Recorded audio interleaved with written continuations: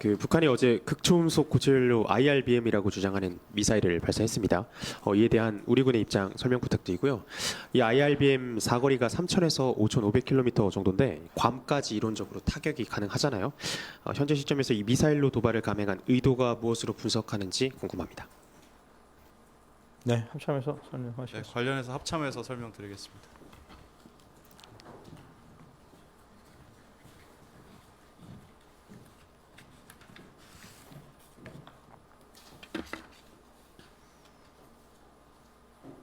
합참 공보실장입니다. 방금 전에 국방부에서도 입장을 낸 것으로 알고 있고 우리 군은 북한의 미사일 발사 시에 즉각 포착하여 추적 감시하였으며 미 일측과 관련 정보를 긴밀하게 공유하였습니다. 이번에 북한의 미사일 발사는 한반도의 평화 안정을 해치는 심각하게 위협하는 명백한 도발 행위로 강력히 규탄합니다. 또 구체적인 재원은 우리 한미 정보 당국이 또 정밀 분석 중에 있습니다. 방금 미사일 공유가 이루어졌다고 하는데 그럼 한미일 미사일 경보 정보 실시간 공유가 이루어졌다고 보면 되는 건지 궁금합니다. 그렇습니다. 추가 합참에 질문 있으신 분 계십니까? 저 뒤에 먼저 홍 기자님 하시고 타 기자님 질문 받겠습니다. 네, MBC 홍익표입니다. 방금 말씀 주신 내용 관련해서 실시간 공유가 이루어졌다고 말씀을 주셨는데 일단 방위성에서 내기한 사정거리 비행 거리와 우리 측에서 말한 이런 추정되는 사거리가 좀 달랐단 말이죠. 그러니까 물론 이제 판단은 각자 하겠습니다만은 이런 실시간 공유가 이루어짐에도 불구하고 좀 이런 차이가 나타나는 이유가 무엇인지 궁금하고요. 그리고 이제 한미일 미사일 실시간 정보 공유를 하기로 한 이후에 처음 있었던 탄도 미사일 도발인 것 같은데 그런 정보 전달 과정에서나 이런 절차에서 특별한 문제점이 식별되거나 한 건 없는지 궁금합니다. 한미일은 지난 12월 19일부터 미사일 경보 정보를 실시간으로 공유해 오고 있습니다. 어제 북한 미사일 발사 시에도 경보 정보를 공유했습니다. 또한 수집된 데이터를 가지고 또 현재 종합 분석을 하고 있습니다. 약간의 차이는 각국의 어떤 분석의 차이로 보이는데 그것은 제가 관련된 정보를 갖고 있지 않습니다.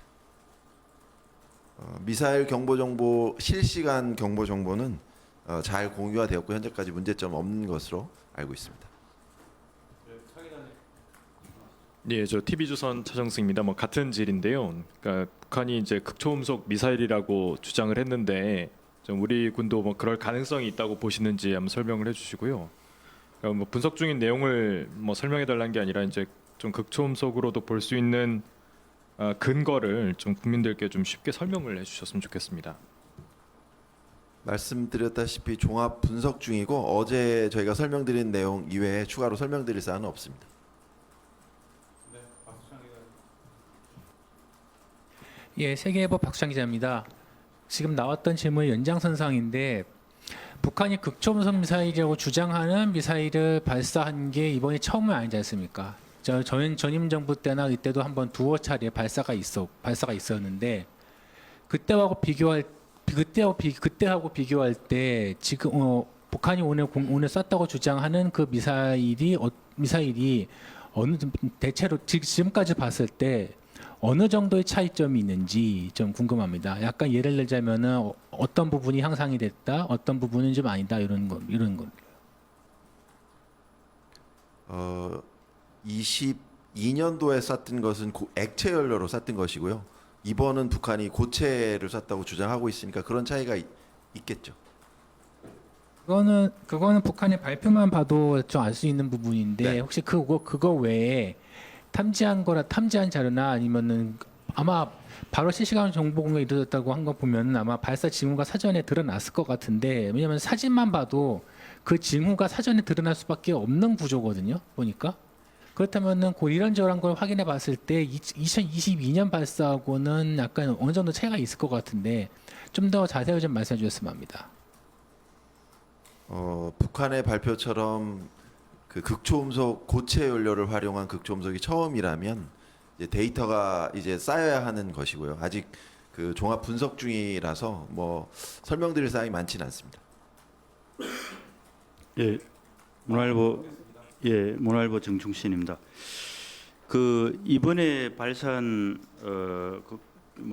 극초음속 미사일 그 최고 속도가 어느 정도 되는지 2022년에 마 10 이상까지 도달했다고 나왔는데 그거 좀 밝혀주실 수 있는 건지, 그리고 이게 이제 저번에는 1단이었는데 이번에는 2단 로켓이지 않습니까? 고체 2단 로켓이 맞는지 부분하고, 그리고 우리가 사거리 1000km라 그랬는데 일본이 500km, 뭐 지구 공률 뭐 이런 측면도 있지만은 그게 이제 옆으로 갔다가 이렇게 꺾어서 들어갈 수도 있고 저번처럼 그런 부분에 대해서는 좀 어떻게 파악을 하는지 좀 아시는 대로 좀 설명. 저희가 어제 공개해드린 자료가 이제 사거리와 사거리를 공개해드렸는데 최고 속도나 고도는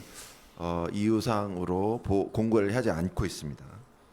또 저희가 1000km라고 공개를 했는데 일본이 이제 다른 숫자를 공개한 것 같은데 그 이유는 저희가 알고 있지는 않습니다.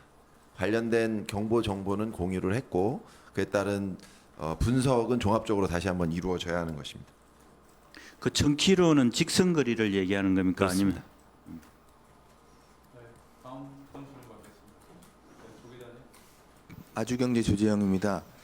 그 극초음속 미사일이 요격하기가 매우 어렵고 심지어 뭐 불가능에 가깝다 뭐 이런 평가들이 나오고 있는데요.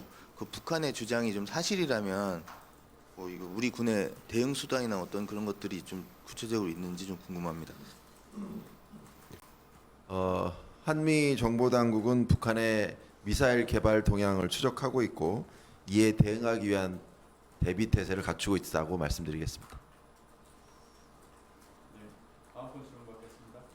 정계장님. 네, MB인 권용보입니다. 한 가지만 더 여쭤보면 그 국방백서에는 극초음속 IRBM을 활공체형과 원뿔형으로 구분을 하는데 좀 둘 중에 어떤 종류의 미사일로 지금 합참은 분석을 하고 있는지 궁금합니다.